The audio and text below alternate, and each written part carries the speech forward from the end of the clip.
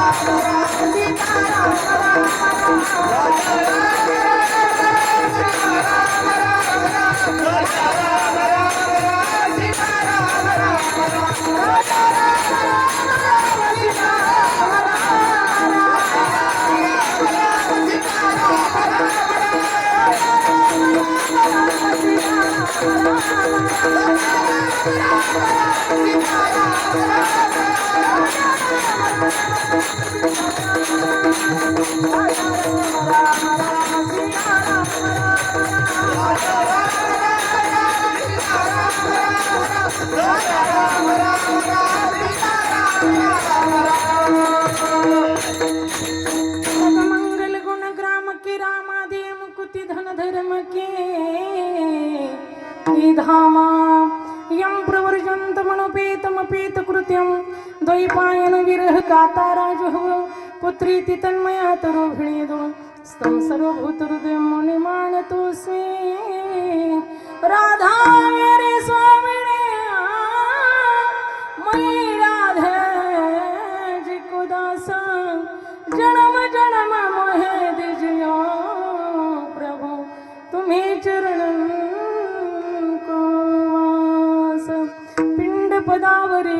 पिंड पदावरी दिला पुलिय करी माझे झाले गयावर जाण माझे झाले गयावर जाण फिटले पितरांचे ऋण प्रस्तुत कीर्तन रूपी शिवे कीर्तन निवडलेला भंग जगमान्य संत मान्य ईश्वर मान्य जगतांचे गुरु चराचरांचे गुरु स्वराज्य निर्मित छत्रपती शिवाजी महाराजांचे गुरु ज्यांनी कधी केला नाही परमार्थाचा आळस तेच वंदनी जगद्गुरु तुकोबरे झाले वारकरी संप्रदायाचे कलशस्थानी शोभणारे पाचवा वेद निर्माते या ठिकाणी मृतिमंत वैराग्याची पुतळी विवेकासहित वैराग्याचे बळ धगधगीत ज्वाळ अग्नी जैसा अशा आमचे जगतवंदनी पूजनी जगद्गुरु तुकोबरे यांचा या ठिकाणी सेवेकरिता निवडलेला भंग असून या ठिकाणी चार चरणाचा आहे सेवेचं निमित्त काय आहे तर या ठिकाणी कैलासवासी मीराबाई दादासाहेब जिंजाडे या ठिकाणी हे आपल्यातून निघून गेलेले आहेत त्यांचं प्रथम या ठिकाणी वर्ष श्राद्ध आहे आणि त्या निमित्ताने या ठिकाणी सेवा आहे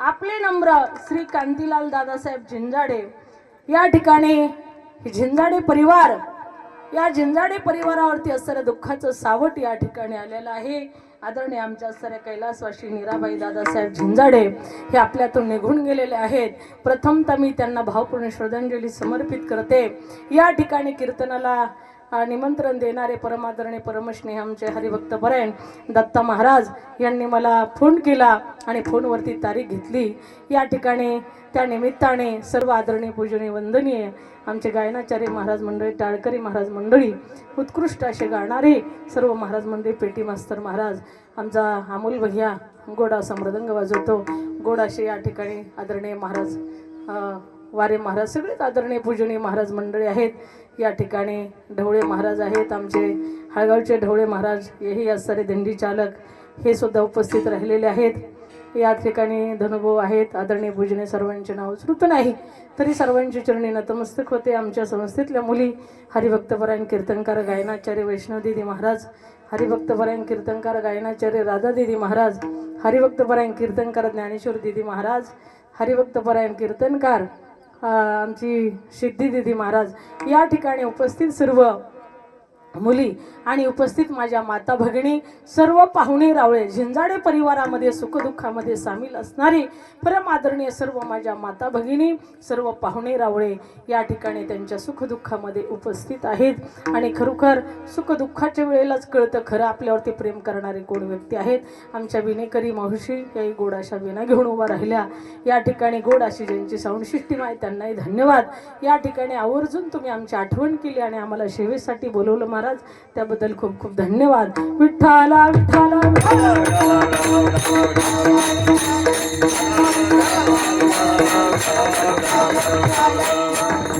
कैलासवासी मीराबाई आपल्यातून निघून गेल्या महाराज. एक माता जर निघून गेली तर जीवनाचं दुःख किती असतं हे तेव्हा कळतं. जेव्हा मायेचा हात फिरवणारी माता आपल्या जीवनातली निघून गेल्याच्या नंतर मायेचा सागर आठवून जात असतो महाराज. आई म्हणजे कोण आहे तर आई म्हणजे मायेची मूर्ती आहे, प्रेमाची मूर्ती आहे. आई तुझ्या मूर्ती वाणी या जगात मूर्ती नाही. अनमोल जन्म दिला गाय तुझे उपकार फिटणार नाही. अनमोल जन्म दिला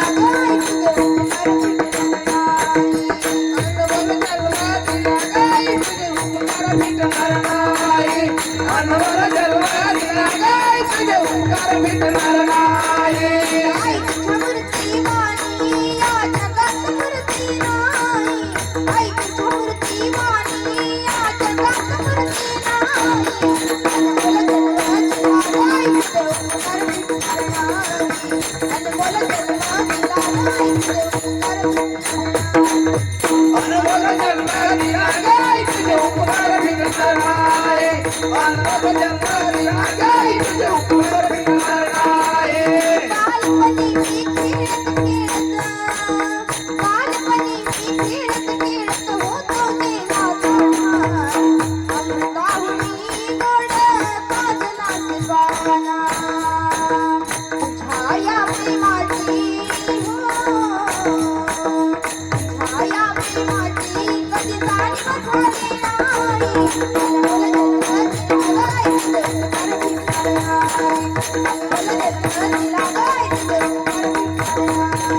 अनमोल जन्म दिला गाय तुझे उपकार फिटणार नाही. अनमोल जन्म दिला गाय तुझे उपकार फिटणार नाही.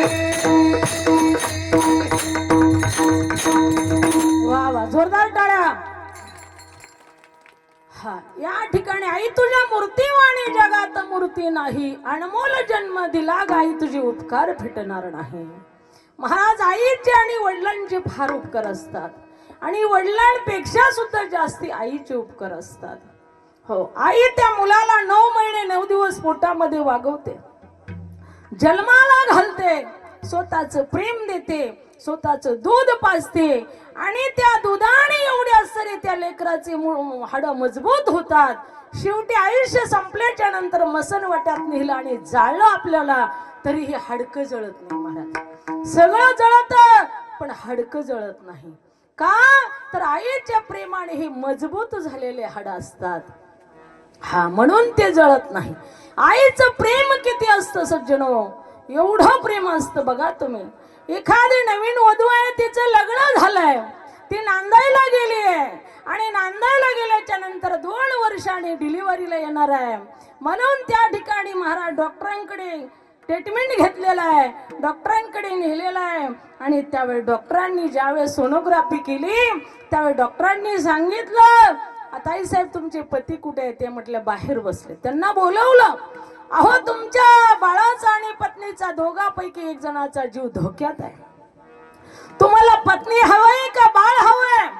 त्यावेळेस 1 सेकंदामध्ये उत्तर देऊन गेला तो बिचारा. तो म्हटलं मला पत्नी हवी आहे. नंतर सासूबाईंना विचारलं तुम्हाला सुनबाई हवी का नातू हवाय? त्यांनी सुद्धा 1 सेकंदामध्ये उत्तर दिलं की आम्हाला सुनबाई हवी आहे. सासरे भावांना विचारलं, त्यांनी तेच उत्तर दिलं. मुलीच्या आईला विचारलं, त्यांनी सुद्धा सांगितलं आम्हाला मुलगीच हवी आहे. बापाला विचारलं, त्यांनी सुद्धा सांगितलं मुलगीच हवी आहे. बंधूला विचारलं, त्यांनी सांगितलं मला बहीण हवी आहे, बहीण हवी आहे. हा त्यावेळेस त्या डॉक्टर साहेबांनी त्या ताई साहेबांकडे हात जोडले आणि सांगितलं, ताई साहेब तुमच्या दोघांपैकी एक जणाचा जीव धोक्यामध्ये आहे, मग तुमचा जीव तुम्हाला प्रिय आहे का तुमच्या बालकाचा? त्यावेळेस त्या माऊलीच्या डोळ्यामध्ये टचकन पाणी आलं आणि हात जोडले, डॉक्टर साहेब तुम्ही माझे दैवत आहात. डॉक्टर म्हणजे खरोखर देवच आहे. आपण डोळे झाकून विश्वास करतो ते कोणावरती? डॉक्टरांवरती. हा मग त्या ठिकाणी तिने हात जोडले आणि सांगितलं, डॉक्टर साहेब माझा जीव गेला तरी चालेल हो, पण माझं बालक या ठिकाणी जगलं पाहिजे. बघा स्वतःचा जीव द्यायला सुद्धा आई माग घेत नाही, तिला आई म्हणतात. विठ्ठल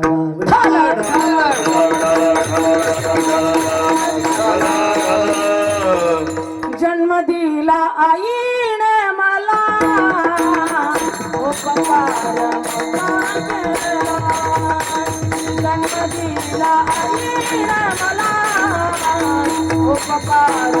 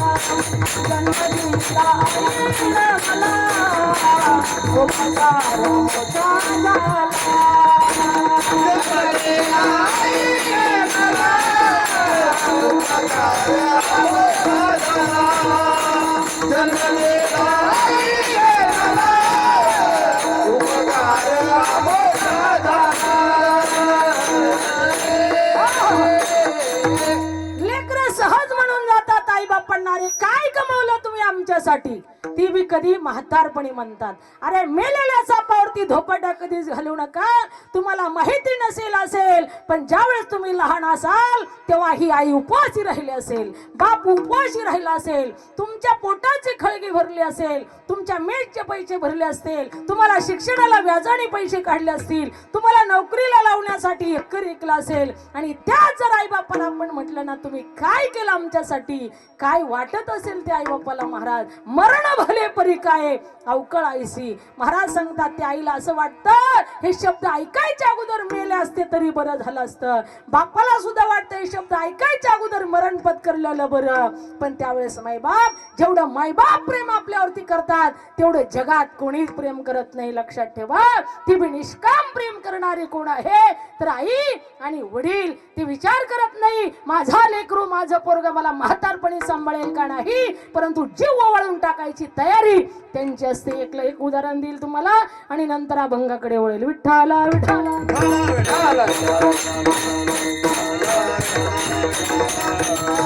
म्हणून म्हातारपणी त्या आई बापांना विसरू नका सज्जनो. आपली माय जर आपल्या जीवनातून निघून गेली ना तर मायेचा डोंगर मायेचा समुद्र त्या ठिकाणी आटतो रे देवा. समुद्र आटतो. कोणी सुद्धा हात फिरवत नाही तुमच्या डोक्यावरून तुमच्या तोंडावरून. अरे शेजारीन बाई म्हणत असेल अरे माय मेली म्हणून काय झालं, मी आहे की तुझ्या माई सारखी. अरे तू माई सारखी असेल पण माई कधी होणार नाही. मावशी म्हणत असते अरे माय मरावं आणि मावशी उरावं, पण मावशी असेल तर यशोदा मैयासारखी असावी, सर्वांना यश देणारी असावी. नाही तर पुतना राक्षसिनी जर सारखी जर असेल तर महाराज सांगतात काही उपयोग नाही. अशा मावशा नसलेल्या सुद्धा बऱ्या भागवतामध्ये वर्णन आलंय. महाराज कंसेन प्रहिता घोरा पुतना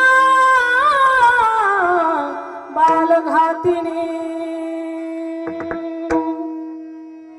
महाराज सांगतात पुतना मावशी सारखी मावशी जर असेल तर त्या बालकाचं कधी कल्याण होणार नाही, पण यशोदा मैया सारखी माऊली जर असेल तर महाराज देवकीचं नाव निघलं नाही, पण कृष्णाला जोडलेलं नाव चंद्र सूर्य आहे तोपर्यंत कृष्णाशी यशोदा मैयाचं नाव जोडलेलं आहे. का तर माझ्या यशोदा माईने जीव वळवून टाकला कृष्णावरून, कारण सर्वांना यश देणारी माझी यशोदा मैया विठ्ठला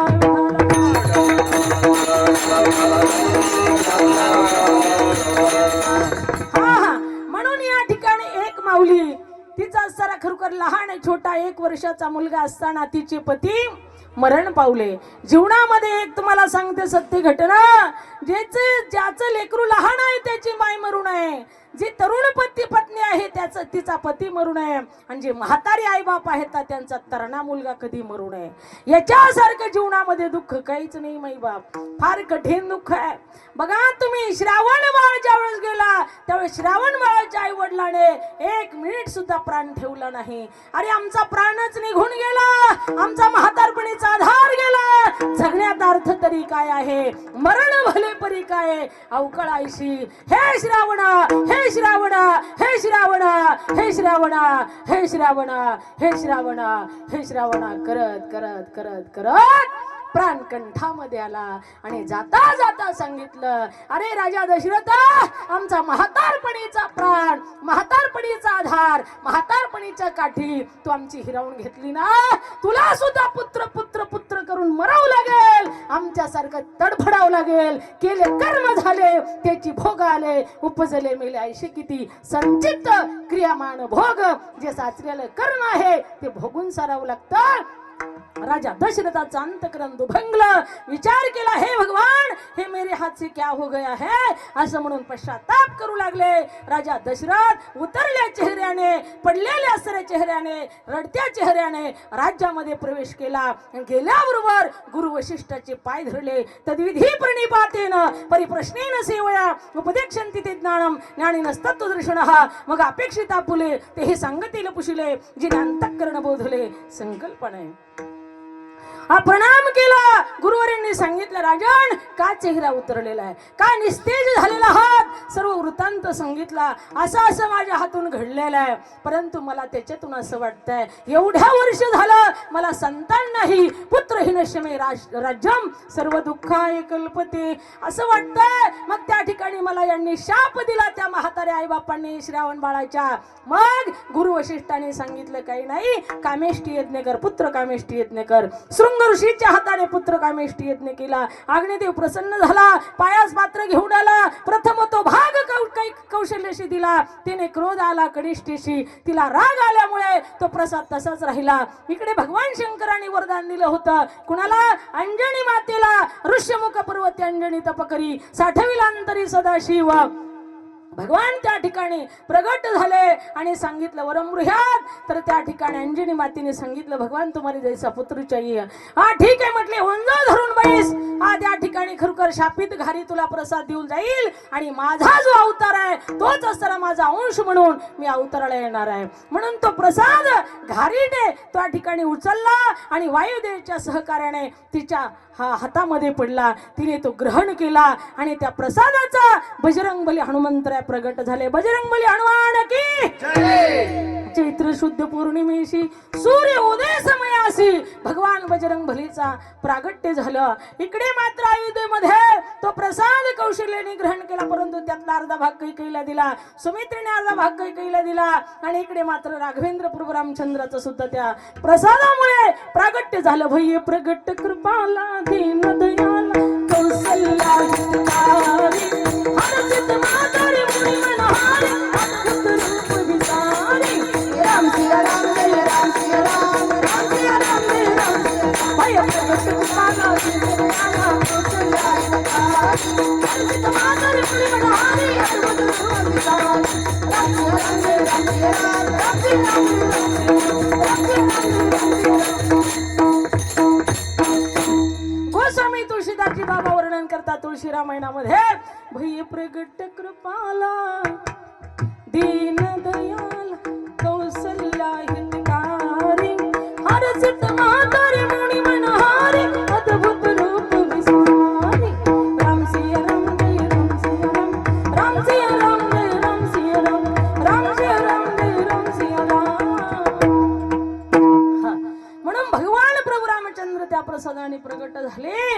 आणि राजा दशरथाने त्या ठिकाणी छोटी छोटी प्रभू रामचंद्र छोटी छोटी 4 मुलं असताना त्यांना पिवळे पिवळे झबले घातले, गोड गोड असे त्यांच्यावरती संस्कार केले, धनुर्विद्येमध्ये प्रवीण केले, नंतर गुरुकुलामध्ये टाकले, कुलगुरु वशिष्ठाकडे टाकले, त्यांनी त्यांना विद्या दिली.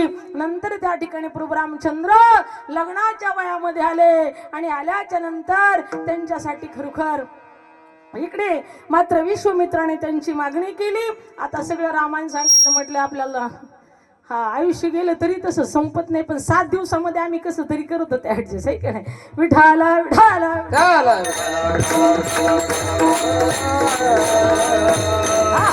विश्वामित्रांनी त्यांना नेला, यज्ञ त्यांच्या हस्ते पूर्ण केला आणि अनेक राक्षसांचा वध केला. नंतर त्या ठिकाणी जनक महाराजांचं पत्र आलं आणि पत्र आल्याच्या नंतर तिकडे घेऊन गेले आणि घेऊन गेल्याच्या नंतर त्या ठिकाणी सीतामाईचा सोयीवर ठेवलेला होता महाराज जनकाने.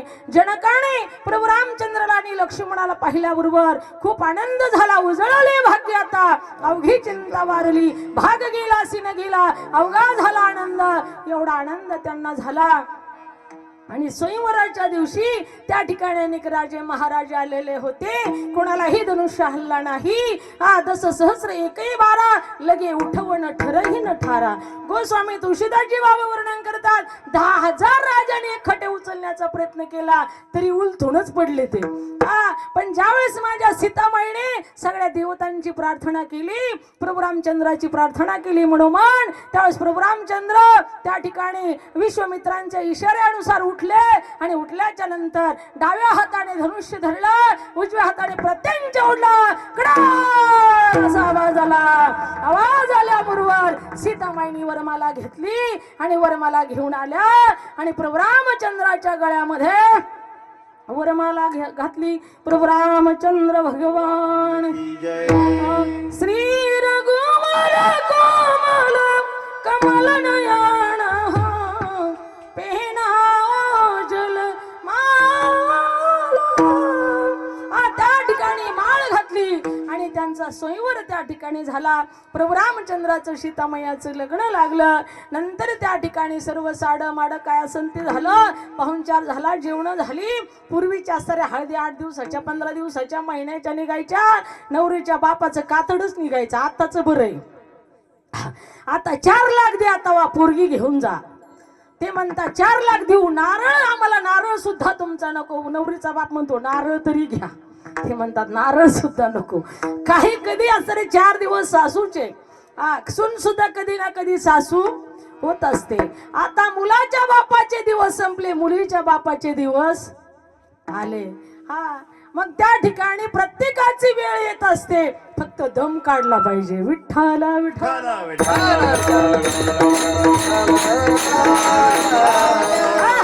चला त्या ठिकाणी प्रभू रामचंद्राचं आणि सीतामाईचं लग्न लागलं. आली लग्न घटी समीपन वरा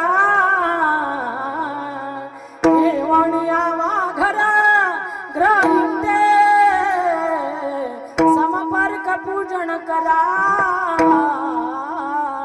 अंतरपटाते घर दोघे वधुवरा करावी उभी कुयासाशु मंगल सावधान. जीवन जा आशीर्वाद देऊन जा, प्रसाद घेऊन जा. विठाला विठाला लग्न लागलं आणि त्या ठिकाणी 6 महिन्यानंतर जनकाने मात्र त्यांचं तिथून असताना त्यांना पाठवलं आणि महाराज जे असणारे आपले राजा दशरथ हे मात्र अयोध्या नगरीमध्ये गेले. आरशामध्ये सकाळी सकाळी स्नान केलं, आरशामध्ये चेहरा बघितला, कानापाशी त्यांना सांगून गेला, म्हणजे असतो ना तो संकेत, केस पांढरा दिसला. तुरंत वशिष्ठ गुरुकडे गेले, गुरुला प्रणाम केला, साष्टांग हे करी दंडवत गुरुवर्य. मला असं वाटतं आता प्रभू रामचंद्र सर्व गुण संपन्न आहेत, सर्व गुण त्यांच्यामध्ये आहेत, सर्व योग्यता त्यांच्यामध्ये आहे, सर्व प्रजा त्यांच्यावरती प्रेम करते, सर्व प्रजाचे ते आवडते आहेत, सर्व प्रजेचा त्यांच्यावरती विश्वास आहे. मला असं वाटतं हे राज्याचा कारभार त्यांच्या हातामध्ये द्यावा. वशिष्ठ गुरु म्हणले शुभस्य शीघ्रम अरे काही हरकत नाही, चांगल्या कामाला उशीर नको, लगेच म्हटले उद्याच राज्याभिषेक करायचा, आता का नको म्हटले, तोपर्यंत समिधा गोळा करा, 7 समुद्राचं पाणी आणा. त्या ठिकाणी सगळं काही गोळा केलं, पण रात गई तो बात गई. रात्री त्या ठिकाणी राम राज्यावरती बसणार होता, पण वनवासाला जावं लागलं. का तर त्या ठिकाणी मंथरे सारखा गुरु भेटला. म्हणून गुरु सुद्धा जरा जाणून बुजून चांगला अनुभव घेऊनच करत जा, नाही तर रडका गुरु मार्काच याला. आणि दोन्ही गेले, मी नाही भाऊ म्हणत, विठाला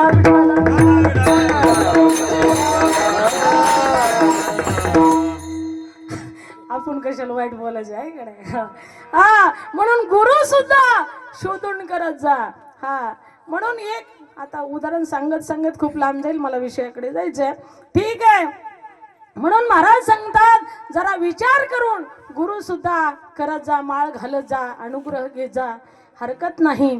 अशा पद्धतीने मंथरेसारखा गुरु भेटल्याच्या नंतर राम राज्य यायच्या ऐवजी रामाला वनवासाला जावं लागतं. असा गुरु नाही केलेला बरा. पण कैकेयीचं प्रेम होतं तिच्यावरती, ती जसं म्हणेल तसं कैकेयी ऐकत होती. मग त्या ठिकाणी कैकेयीने मागणी कशी करायची ही गुरुनी सगळा अनुग्रह तिला दिला होता. मी सगळं फोडून सांगणार नाही, आणि सांगायचं म्हटलं तर आता 1.5 दिवस लागेल त्याला, एवढा विषय संपूर्ण करायचा म्हटलं तर. मग त्या ठिकाणी ती म्हटली कैकेयी, मंथरे तूच माझी गुरु हो, तू जसं सांगशील तसं मी ऐकल, मला काही अनुभव नाही, मला काही माहित नाही. ती म्हटली काळजीच करू नको, मी जसं सांगन तसंच तू ऐकायचं, काम परफेक्ट झाल्याशिवाय राहणार नाही. ठीक आहे. हा मग त्या ठिकाणी ती म्हटली काय करू आता, काय नाही म्हटली, सगळे शृंगार उतरून टाक, नवीन 10-5 हजाराची साडी ती उतरवून काळी साडी घाल म्हटली. ठीक आहे, आणि कोप भवनामध्ये जाऊन बस. पूर्वीचे राजा महाराजांचं जास्त खरखर वेगळं होतं. बायको रुसली म्हणजे या खोलीत बसली म्हणजे राजाने समजायचे रुसलंय. हा आणि आनंदात आहे म्हणजे त्याचा महाल वेगळाच, रुसायचा महाल वेगळा, जेवणाचा वेगळाच, आरामाचा वेगळाच, बैठक रूम वेगळी, सगळं वेगळंच. त्या ठिकाणी त्या महालामध्ये काळे वस्त्र घालून बसली. बसल्याच्या नंतर राजा आला. आल्याच्या नंतर कैकेयी महाराणी कहा हो तुम, कैकेयी महाराणी कहा हो तुम, कैकेयी महाराणी कहा हो तुम. कैकेयी बोलायलाच तयार नाही. मंथरा आली, मंथरेला विचारलं, मंथरा कैकेयी महाराणी कहा है, कैकेयी महाराणी कहा है. असं म्हटल्यानंतर मंथरेला विचारलं. मंथरेने वाकडी मान केली, नागडोळे मोडले. असं म्हटल्यानंतर ती म्हटली अरे विचार ना काय झालं, का सांगत नाही तू. असं म्हटल्यानंतर त्या ठिकाणी राजा दशरथ शोधत शोधत गेले तर कोप भवनामध्ये महाराणी पडलेले, भोईलाच पडलेले, अंथरूण नाही, पांघरूण नाही, केस मोकळे सोडलेले आहेत, गंध नाही, काही नाही. आणि त्या ठिकाणी गेले, आपल्या मांडीवरती मुंडकं घेतलं, तिचे शांतवण केलं, अनेक प्रकारची तिची प्रार्थना केली. तिने सांगितलं ठीक आहे मी तुमचं ऐकते, पण अगोदर रामाची शपथ घ्या. कारण काही मंथरेने सांगितलं होतं जोपर्यंत रामाची शपथ घेत नाही ना तोपर्यंत तू फ्रेश होऊ नको, मोकळ्या मनाने बोलू नको, गुरु पक्का. तिने सांगितलं रामाची शपथ घ्या महाराज, तेव्हाच तरी मी उठेल. त्यावेळेस राजा दशरथाने सांगितलं अरे तुला 2 वर का 1000 वर देतो, पण तू उठ आणि शृंगार घाल, साडी घाल व्यवस्थित. तिने सांगितलं सगळं करते, पण रामाची शपथ घ्या तुम्ही, माझे 2 वर पूर्ण कराल ना. ते म्हटले रामाची शपथ 2च काय 10 वर देईल. ती म्हटली 10ची गरज नाही, फक्त 2च पाहिजे. ठीक आहे. मग त्या ठिकाणी रामाची शपथ घेऊन सांगितलं की तुझे 2 वर मी पूर्ण करतो. असं म्हटल्यानंतर तिला आनंद झाला, आनंदित होऊन ती उठली. आणि उठल्याच्या नंतर त्या ठिकाणी सांगितलं राजा दशरथाने विचारलं पहिल्या वराने तुला काय मागायचंय. सांगितलं पहिल्या वराने भरताला राजगादी आणि दुसऱ्या वराने रामाला वनवास. गोस्वामी तुळशीदासजी बाबा वर्णन करतात. सॉरी तापस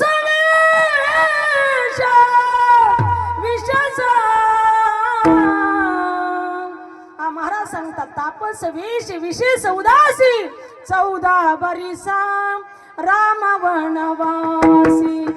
राम सिया राम सिया राम जय राम, राम सिया राम सिया राम जय राम.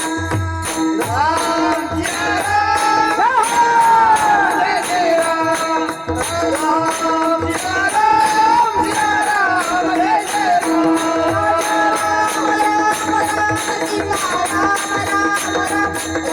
राम राम राम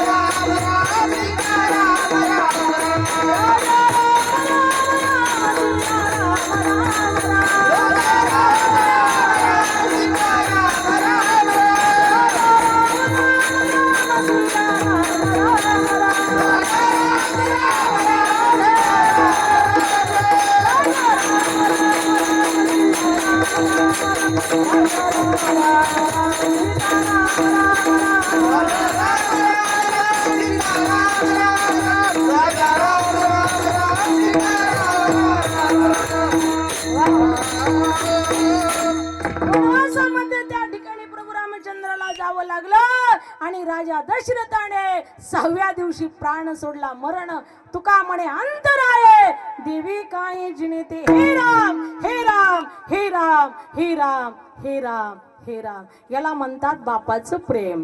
विठ्ठला विठ्ठला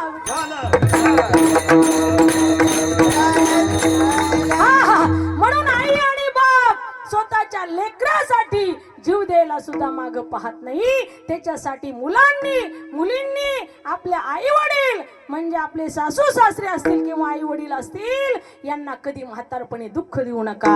आणि त्यांना कधी खरोखर तुम्हाला जरी त्रास झाला असेल तारुण्यावस्थेत तुमच्याच योग्य वळणासाठी योग्य संस्कार करण्यासाठी जरी कठोर बोलले असतील त्याचा तुम्ही असा म्हातारपणी सूड घेऊ नका.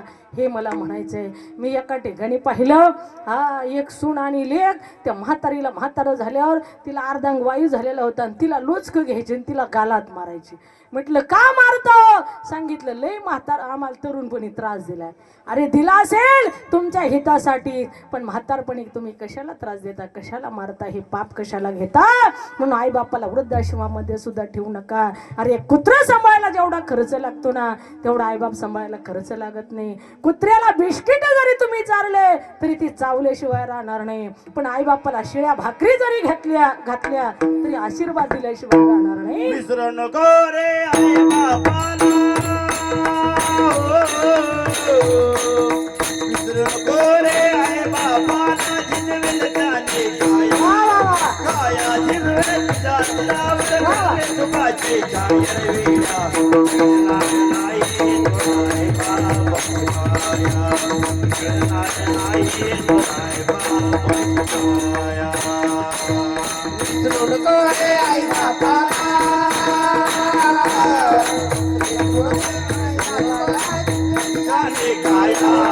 काया जिजवेल जातरावर सुखाची छाया वेळा.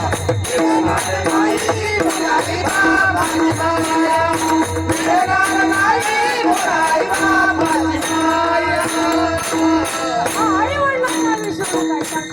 चला आपला विषय कुठे चाललेला होता. लहानपणी लेकरू लहान असताना त्या माऊलीचा पती मरण पावल्याच्या नंतर तिने हाडाची काढ रक्ताचं पाणी केलं. मातृदेव भाऊ पितृदेव भाऊ आचार्य देव भाऊ अतिथी देव भाऊ देव दिशा गुरुप्राज्ञ पूजन चौचमार्जम ब्रह्मचार्य महिसांचे शरणम तपोचित सगळं तीर्थाची धुरी जे का माता पितरी त्या सेवेशी शरीरे लोण की जय. महाराज सांगतात आई वडिलांचं प्रेम मुलावरती खूप असतं. परंतु त्या माऊलीने खरोखर त्या ठिकाणी आपला मुलगा वाढवला घडवला शिकवल्याच्या नंतर 10वीला चांगल्यापैकी मार्क पडले. गावातल्या सरपंचाने मोकळ्या मनाने त्याचा सन्मान करायचा ठरवला. सर्व गावामध्ये त्याचे बोर्ड लागले गेले. सर्व गावातल्या आयाबाया म्हणू लागल्या वा वा वा मावशी तुम्ही मुलाला शिकवलं तुमचं नाव त्यांनी कमवलं हो. उद्या त्याचा सत्कार आहे गावच्या सरपंचाच्या हातानं. परंतु ठीक आहे ती म्हटली हो बाई मी पण येते. संध्याकाळी पिंट्या घरी आल्याच्या नंतर जेवताना ती म्हणते अरे तुझा सत्कार ठेवलाय म्हणे मी पण येते रे उद्या बघायला.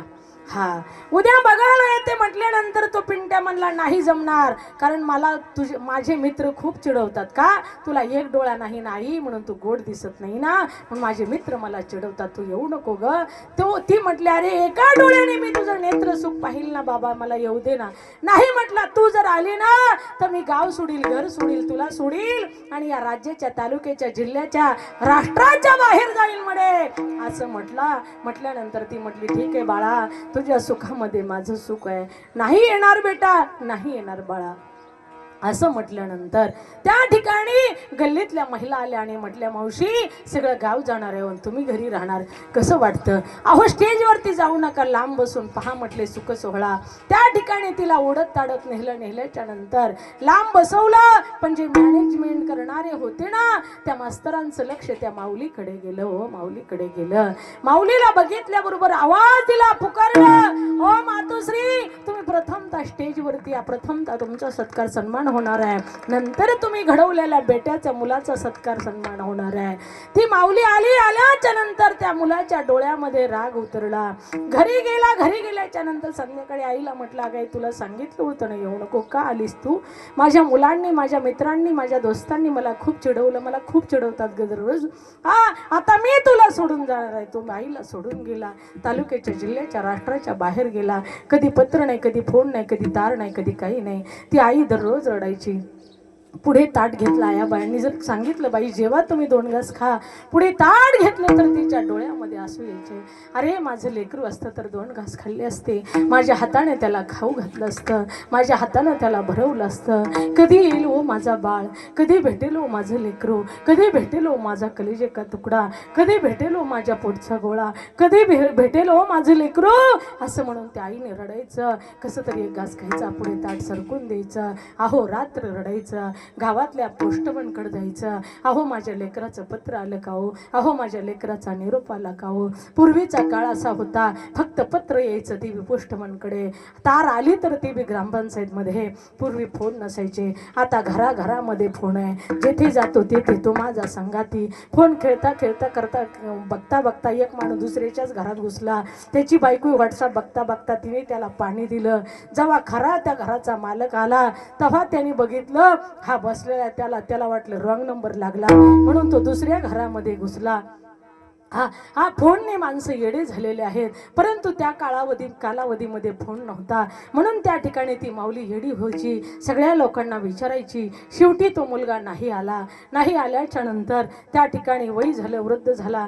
तिकडेच त्याचं स्तर खरोखर नोकरी लागली, छोकरी भेटली, सगळं प्रपंच झाला. म्हातारपणी त्याला काहीतरी अस्तर वय झाल्यानंतर, रिटायर झाल्यानंतर गरज पडली.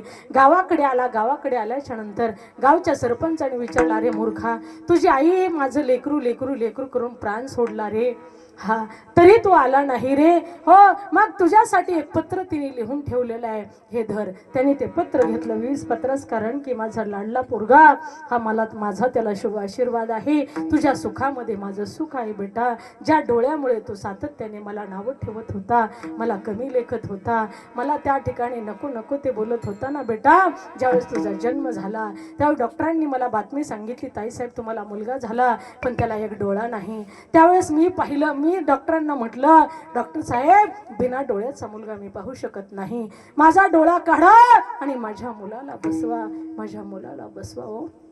अरे बेटा, तोच डोळा मी तुला बसवलेला आहे लेकरा, तोच डोळा मी तुला बसवलेला आहे. मी तुला शब्दामध्ये सांगू शकत नाही बाळा, कारण त्याच डोळ्यामध्ये तू मोठं शिक्षण शिकला, मोठा झाला, त्या ठिकाणी मोठा नोकरदार झाला, मोठा पैशावाला झाला, मोठा श्रीमंत झाला.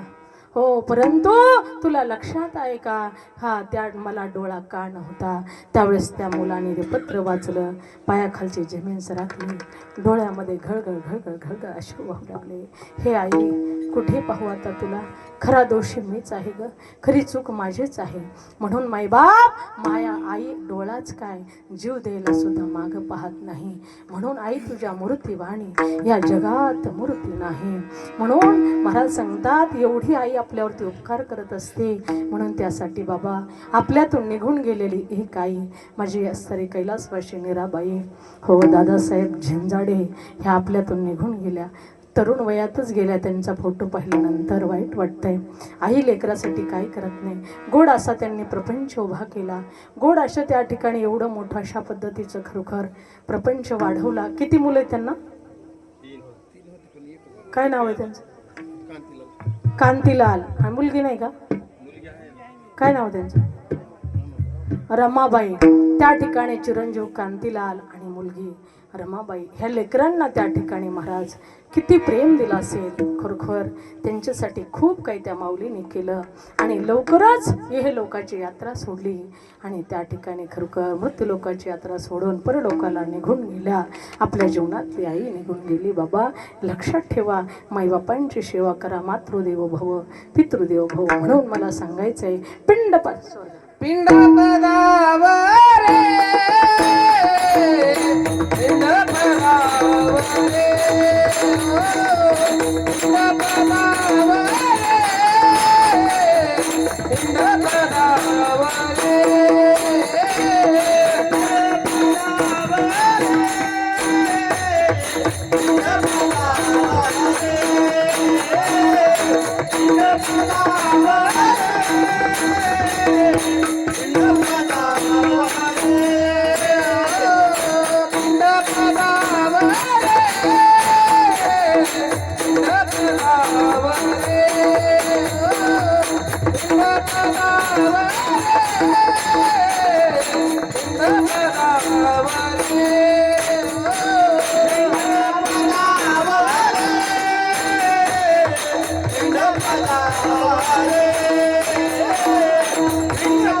वा वा.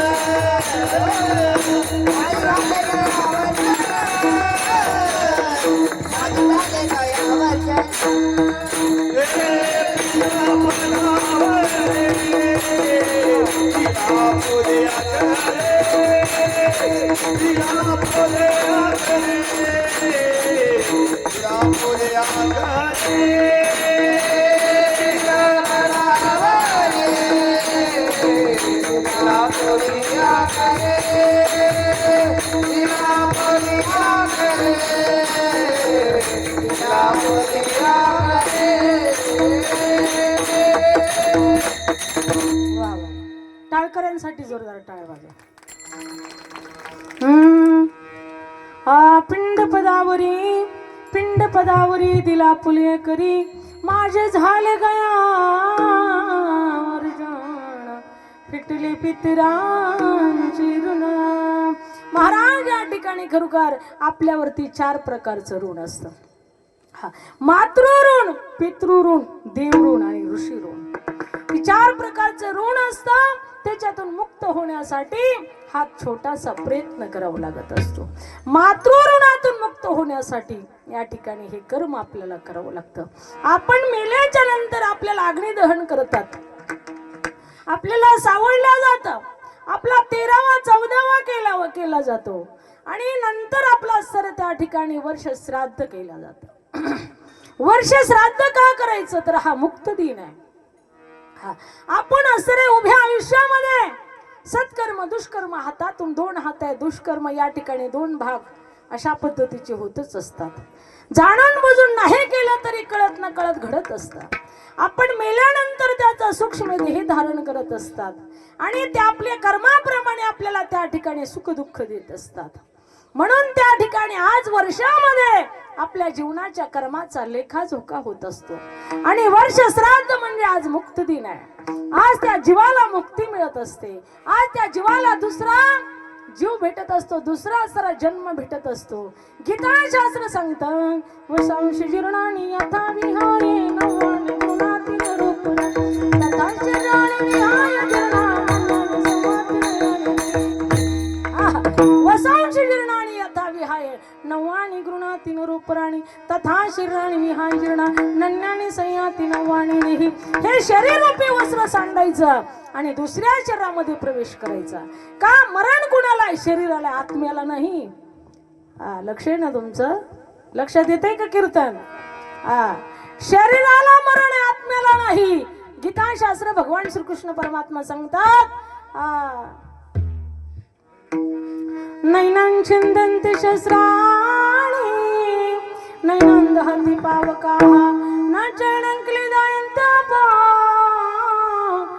शोषयति मारुताः.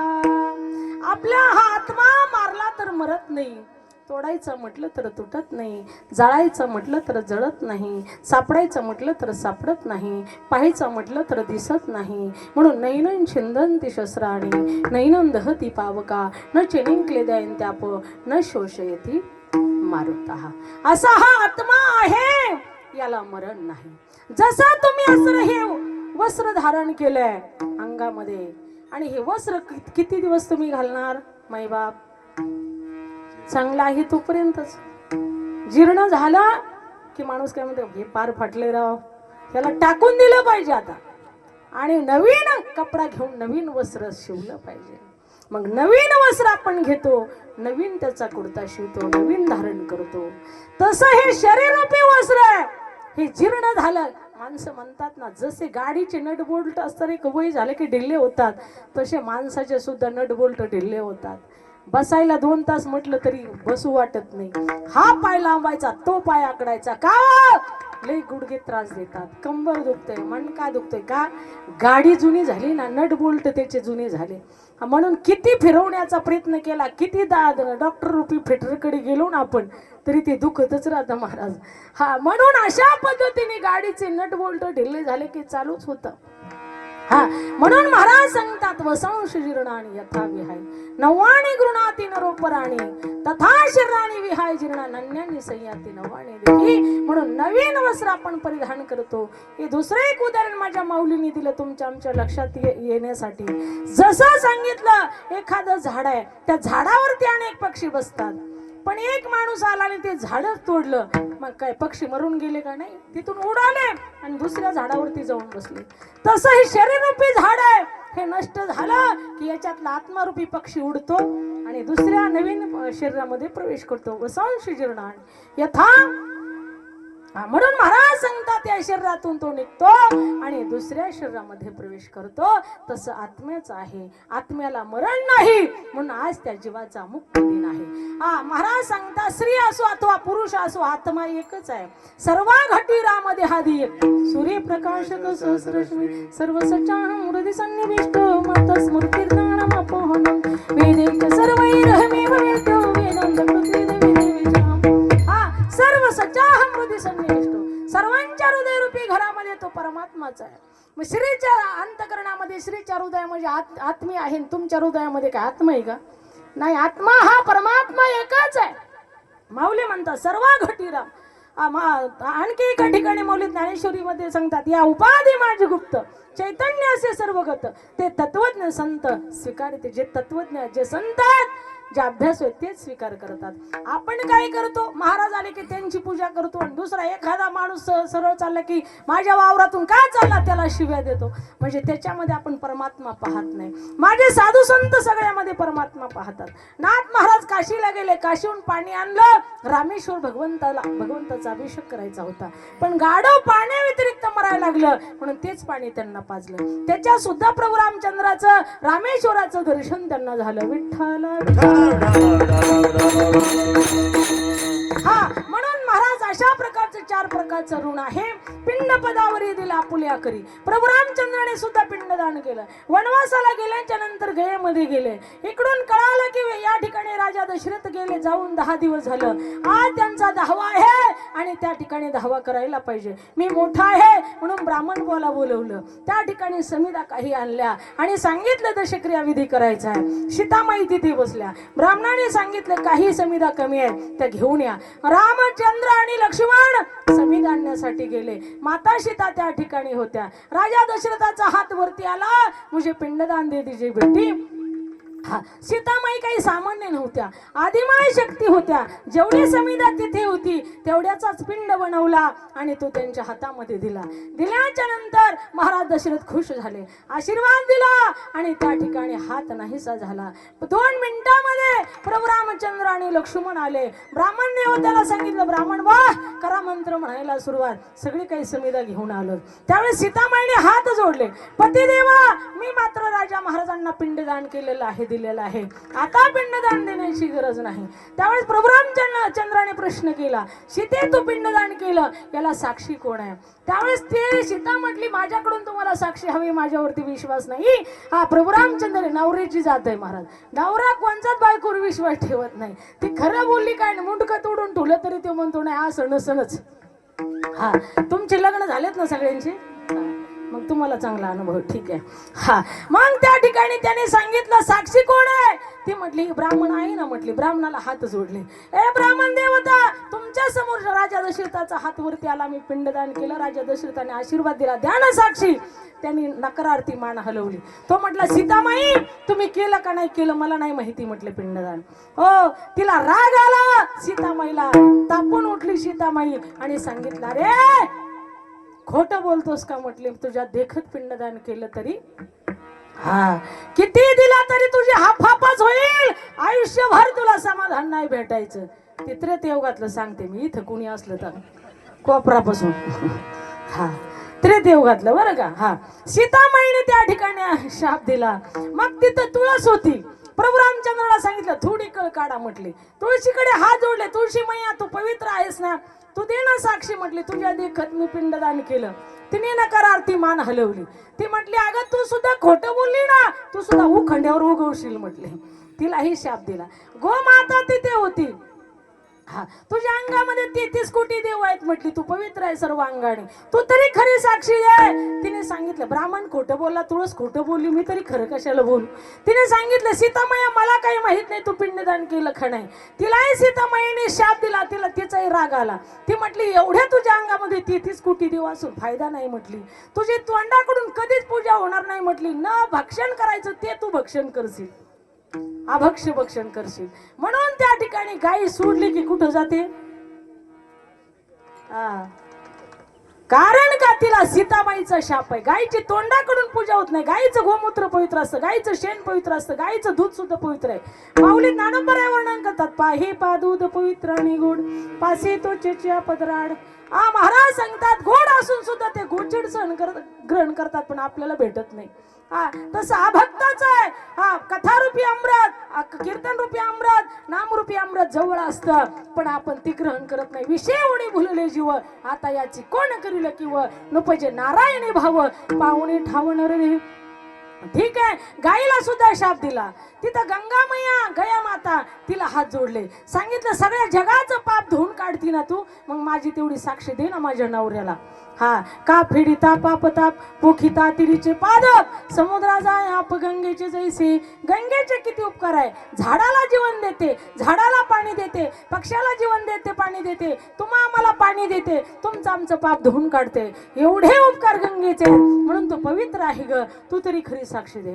तिने सांगितलं सीते मला माहित नाही तू पिंडदान केलं की नाही. सीतामाईला तिचाही राग आला. सांगितलं तू खोटं बोलली ना तुझ्या पाण्यात किडे पडतील आणि तू असून सुद्धा दिसणार नाही. आजही तिथं गेलं तर कोरडी गया दिसते तिथं जिथं पिंडदान आपण करतो तिथं. आत्ताच आम्ही उन्हाळ्यामध्ये गेलतो. कुणाला यायचं असलं तर चला, मला जायचं आहे आता परत मे महिन्यामध्ये द्वारका धाम काशी अयोध्या. ज्यांना जायचं त्यांनी संपर्क करा महाराजांकडे, दत्त महाराजांकडे. आता अष्टविनायकला चाललोय आम्ही 10/3ला, 3/10ला. 3 तारखेला दसरा झाल्याच्या नंतर 3 तारखेला प्रस्तावने. 5 दिवसाचा प्रवास आहे. जवळ हे सकळ सिद्ध आहे. आता चालला वया पाय होतो आपले सोहित पाय. तीर्थयात्रा जायचं को नको. स्लीपर कोच गाडी आहे. 2 टाइम जेवायला, 2 टाइम चहा, 2 टाइम नाश्ता, जे पाहिजे ते, आणि खाल्लं की लोळायचं. बेड आहे गाडीमध्ये, त्यामुळे टेन्शन नाही, प्रॉब्लेम नाही. ज्यांना कुणाला यायचं असेल बिंदास माझ्या बरोबर या, कारण मी काय लिहिलं आमची नाही. जामखेड तालुका संत ज्ञानेश्वर संस्थान बहुरवाडी 50 किलोमीटरचं अंतर आहे. माझ्याबरोबर इकडे सोलापूरचे मुंबईचे सगळे लोक येतात. आता मे महिन्यामध्ये आम्ही बद्रीनाथ केदारनाथला गेलो होतो. खूप गोड अशी यात्रा झाली. 50-55 त्या 50-60 लोक त्या ठिकाणी नेली होती. अशा पद्धतीने मला सांगायचंय काय, गयेमध्ये सुद्धा गेलो आम्ही, पिंडदान वगैरे केलं आमच्या मातोश्रींच्या नावाने.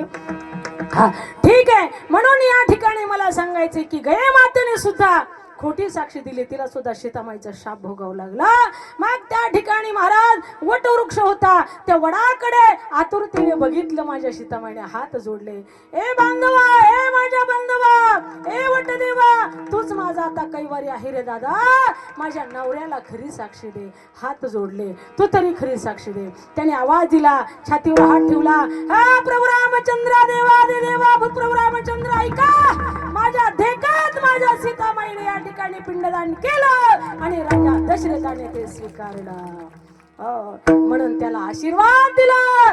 अरे तू अक्षय होशील, तू अक्षय होशील, तुला कधी मरण येणार नाही. म्हणून अक्षय वट म्हणतात. दिले अक्षय अभय दानगा, असा आशीर्वाद दिला. म्हणून आमच्या महिला मंडळ सुद्धा वट सावित्रीच्या पौर्णिमेला वडाला प्रदक्षिणा करतात. का? तुमचं कुंकू अक्षय राहावं म्हणून, तुमच्या नवऱ्याला आयुष्य भरपूर भेटावं म्हणून महिला काय करतात, वडाला येड घालतात. पण जर नवरा सुसंस्कारी असेल, माळकरी असेल, चांगला असेल, नका का माळकरी नसाल, आपण बायकोला कुटुंबाला जपणारा असावा. पियाताड असून दररोज त्याचा मार खाण्यापेक्षा पुढचं नाही सांगत.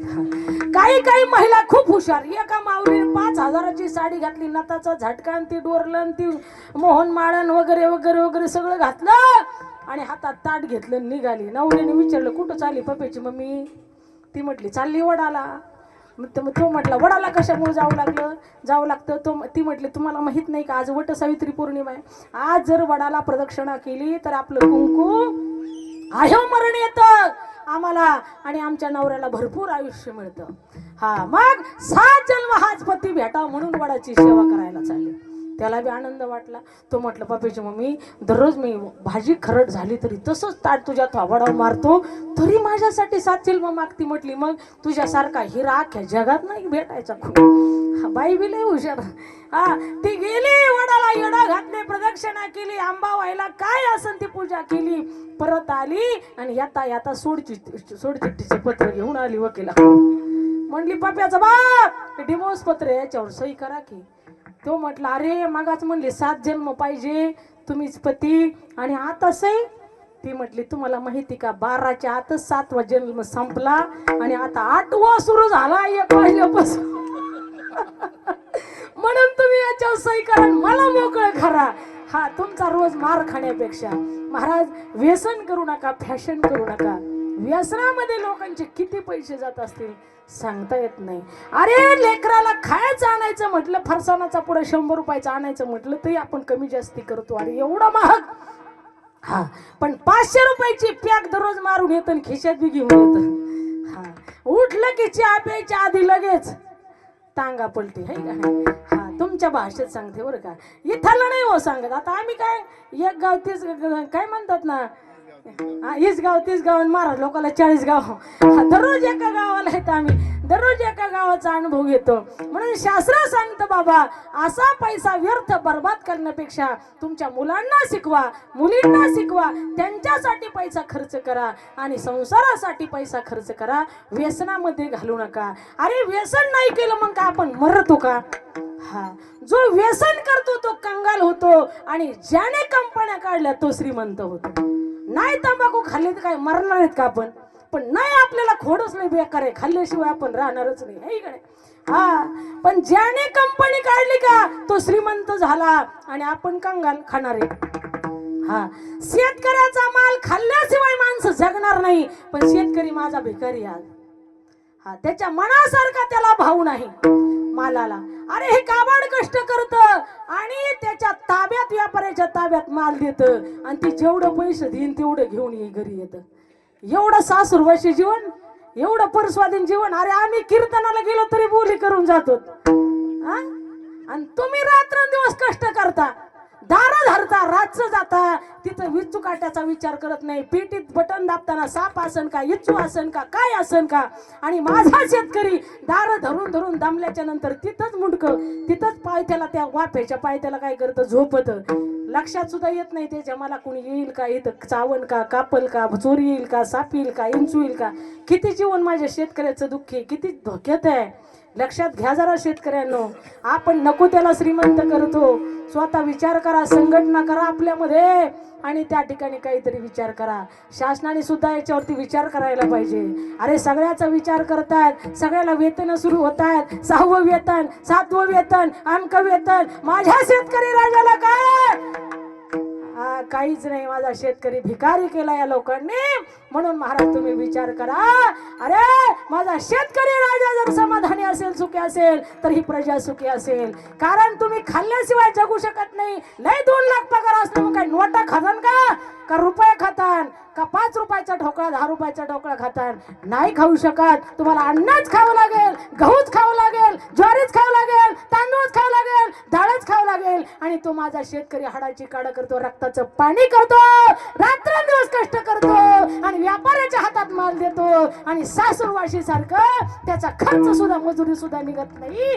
दिलं तेवढं थोबाडात हाणल्यासारखं घरी घेऊन येतं आणि बायको देखत लेकरा देखत डोक्याला हाणून घेत रडत. अरे पप्या माझी इच्छा होती रे तुला 5000चा ड्रेस घ्यायचा. माझी इच्छा होती रे तुला मोटरसायकल घ्यायची. माझी इच्छा होती रे तुला सायकल घ्यायची. पण कांद्याला भाव सापडला नाही. कांद्याला भाव सापडला टचकन डोळ्यामध्ये त्याच्या पाणी येतं. माई बाप जरा विचार करा. हा शेतकरी हा राजा आहे. त्याच्या घरी 10 माणसं जाऊ द्या, त्या ठिकाणी त्याची बायको एका शब्दात 10 माणसाचा स्वयंपाक करते. पण ज्या मामाला 2 लाख रुपये पगार आहे, त्याची ताकद होत नाही बायकोला स्वयंपाक कर म्हणायची. ती म्हणती मी येल्या तिकडे हॉटेलमध्ये नी आणि तिकडे जाळ कर. पण मला काही सांगू नको, माझ्या बापान 2 लाख हुंडा दिलाय तुला. हा म्हणून माझ्या शेतकरी राजांनो, माझा शेतकरी हा खरंच राजा आहे. म्हणून महाराज सांगतात जय किसान जय जवान भारत माता की. हा म्हणून माझ्या शेतकऱ्याचा विचार सगळ्यांनी केला पाहिजे. नेता असो, पुढारी असो, कोणी असो, मंत्री असो, प्रधानमंत्री असो. म्हणून त्या ठिकाणी खरोखर शेतकऱ्याचा विचार कधी मी सातत्याने शेतकऱ्याचं खरोखर दुःख मांडत असते. पण आपलं कोण ऐकणार आहे झुरळाचं? ठीक आहे, पण कधी ना कधी ही असणारे शेतकऱ्याचे दिवस येणार आहेत, लक्षात घ्या. विठ्ठला विठ्ठला चला. म्हणून माझ्या सीतामाईला रागाला त्या ठिकाणी वटवृक्षाला आशीर्वाद दिला आणि दिले अक्षय अभयदान गा. हो अशा पद्धतीने माझ्या प्रभू रामचंद्राने पिंडदान केलं, माझ्या तुकोबरायांनी पिंडदान केलं. यात्रेला गयाला लोक चालले होते, तुकोबरायाला म्हटले महाराज चला की यात्रेला. माझे तुकोबराय म्हटले नाही, माझी पंढरपूरची वारी आली, पंढरीची वारी आहे माझ्या घरी. आणि कणाकरी तीर्थव्रत व्रत एकादशी कर्ण उपवासी गायना हरणीशी मुखी नाम नाम विठ्ठलाचे घेईन मी वाचे बीजकल्पांतीचे तुका म्हणे. सांगितलं आलो असतं, पण वारी जायलो माझे चुकून. तुम्ही एक काम करा, माझं पत्र मी तुम्हाला देतो, एवढं पत्र माझं गये मातेला द्या. त्या ठिकाणी पत्र लिहिलं आणि पत्र लिहिलं तेच अभंगाच्या प्रथम चरणामध्ये पिंड पदावर पिंड पदावर पिंड पदावर पिंड पदावर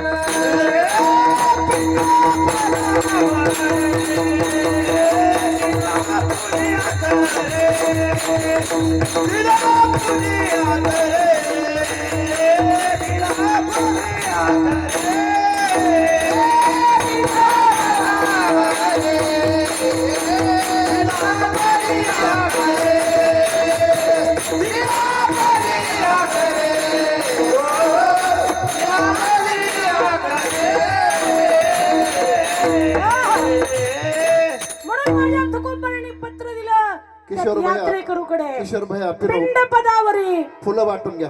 दिला आपोले करी माझे झाले गयावर जाण फिटले पितरांचे ऋण. म्हणून त्या ठिकाणी ते पत्र दिलं आणि माझा पिंड देह 3.5 हाताचा विष्णू पदावरती मी समर्पित करतो असं तुकोबराय म्हणतात. पिंड पदावरी दिला आपोले करी माझे झाले गयावर जाण.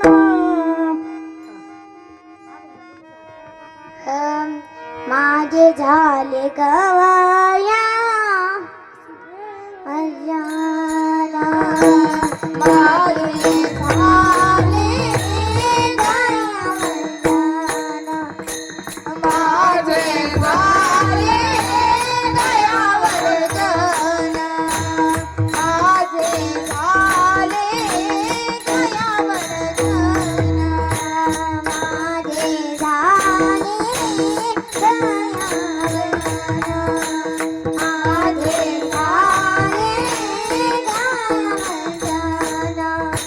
माझे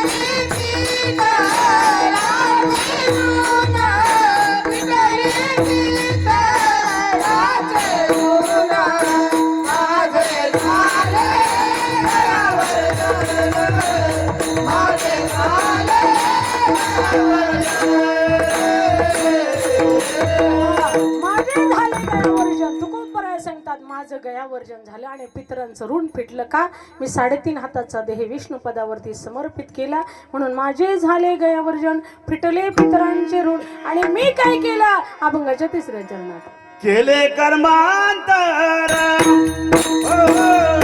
केले कर्मांतर केले कर्मांतर केले कर्मांतर बोंब मारली हरी हरी बोंब मारली हरी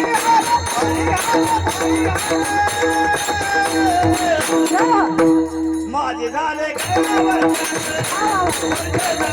माझे झाले गयावर बाबारी हरी हरी बाबारी हरी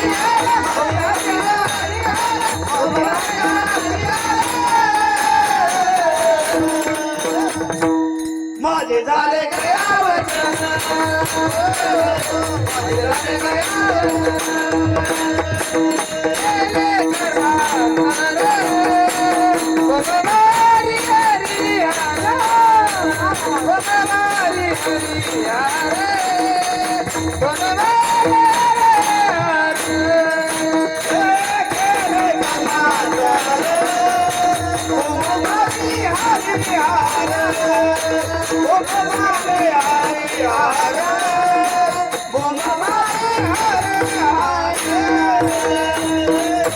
तुका म्हणे माझे भार उतरले ओझे म्हणून माझ्या डोक्यावरती जे ओझं होतं ते उतरलं का माझे झाले गयावर्जन फिटले पितरांचे ऋण विठोबा रखुमाई